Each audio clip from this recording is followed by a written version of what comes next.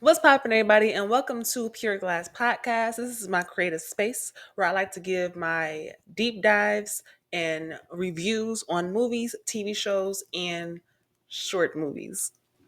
So, in this particular video, we are going to do another deep dive, but as you can tell by that title, boy, we are getting into another family movie, another childhood classic movie from the 90s. You gotta love it. But there's always just something off that I be peeping. Okay, I be peeping it all. So we gonna talk about Casper, and I know y'all probably like, what the hell did this ghost to this girl? He didn't do anything to me. Okay, at least I don't think so. He probably may be around this apartment somewhere. But my whole thing is maybe my mind just be going places, and I don't understand why I be thinking the way I do. But um let's just get into it because I feel like I'm rambling. So, of course, with Pure Glass Podcast, I'm drinking something, but you don't have to be like wine. You can drink water, you can drink whatever, but I'm drinking. So right now I got this is my protein shake I just made, and it is really good. I put peanut butter in there too, so I'm feeling very strong. Now, with Casper, this ghost, he got issues, and I think that he should have sought Dr. Harvey's help for therapy, like on a deeper level, because he portrays himself as a friendly ghost, and he is. He is. Compared to his uncles, Casper is friendly. But is he really friendly or is he just horny? Okay, think about how he's shaped. Think about the people he go after. Think about the stuff he be saying. Like this ghost is horny. Okay, he wanna fuck. So that's the thing. And he couldn't have found the most perfect victim. And what is her name? Cat. Her name is Cat. Okay, so it all makes sense. Now let me tell you this. Casper is so sweet. And like I was talking to him the other day, and he told I'm playing. Casper was like 12, I think, when he died. Um, but should I rehash his death? Because he a little slow too. First of all, I don't know where they lived. Oh wait, they lived in Maine, I think. Right? Whatever. It was snowing. It was snowing. His daddy got him a new sled. He was feeling himself. He wanted to take it out and play, right? Nothing wrong with that. Nothing wrong with that. Apparently, this boy was so happy to sled that he didn't put on a coat. And if I am thinking, like, if everything is lining up how I'm thinking, then he wore that outfit that he had on that cat's dance when he went sledding. So your dumbass didn't have on a coat. You wore that thin ass white shirt with some black slacks sledding down the road, and you think you're not gonna get sick. His daddy had called him several times, like, yo, you gotta come back in the house. It's getting late, it's getting dark. But I kept going. I kept playing. Like, I don't feel bad for you. What do you expect to get? Okay, hypothermia or pneumonia. You're gonna get sick. Okay, I don't feel anything for you. So that was his fault. He killed himself. Okay, and then his dad was a scientist, and he tried to like invent some stuff to bring his son back together, bring him back to life, which is so cool. Like, well, no, it's not. It's not cool. It's weird, but he tried to do the best that he could, to cope with his son's death, not knowing that his son was not only slow for sledding with no coat on, but he was in his prime. Okay, this boy was like 12, 13 years old. He was ready to do something nasty to somebody. So when he came back as a ghost, them hormones were still raging.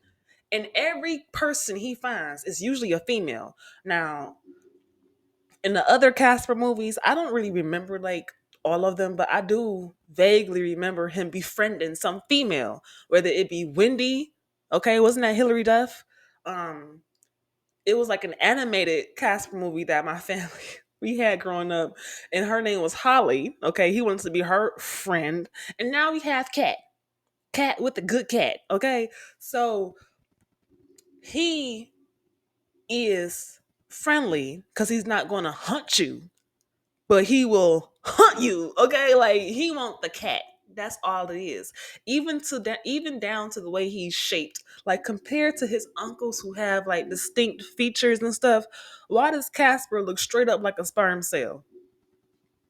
Don't worry, I'll wait. If he's so friendly, why he shaped like a sperm cell? Huh?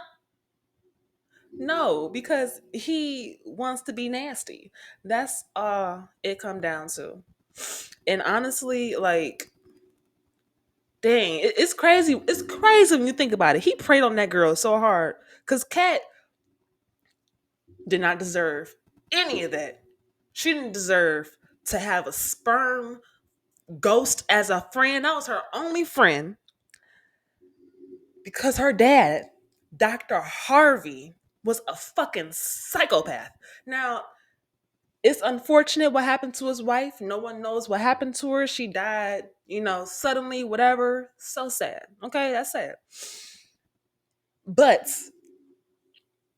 you selfishly quit your job to become a therapist for the dead, traveling around the country with your with your teenage daughter, bouncing around different states and schools to find Amelia, who's a spirit.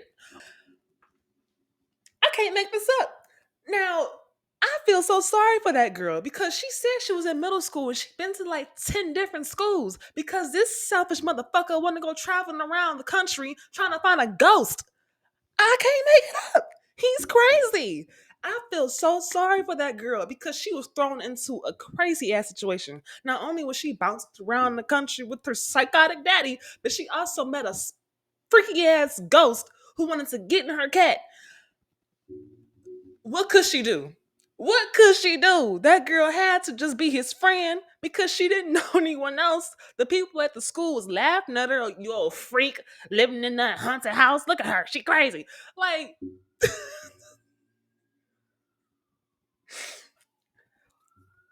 I feel so sorry for Kat. That's the real one who needs therapy because her dad was crazy as shit. After his wife died, he lost his marbles.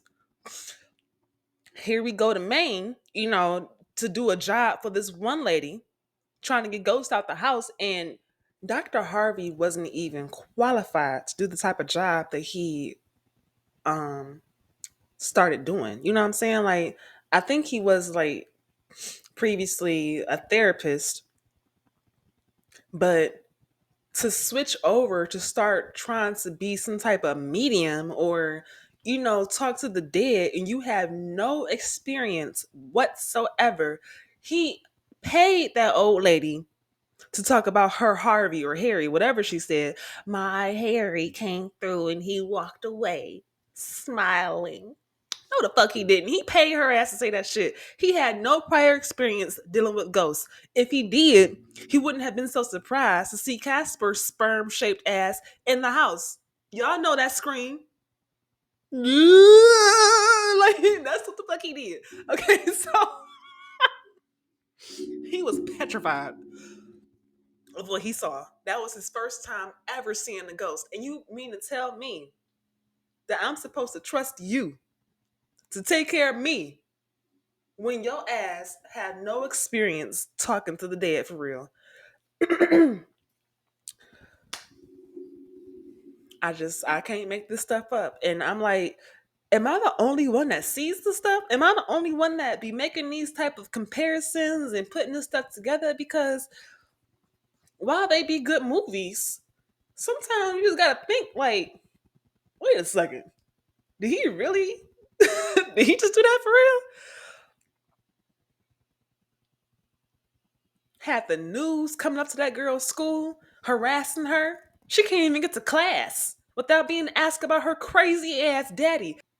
At the end of the day, I just feel like Kat had to settle into the situation she was put in. You know what I'm saying? Like, she ended up falling in love with Casper, but unfortunately he can't stay human for long. So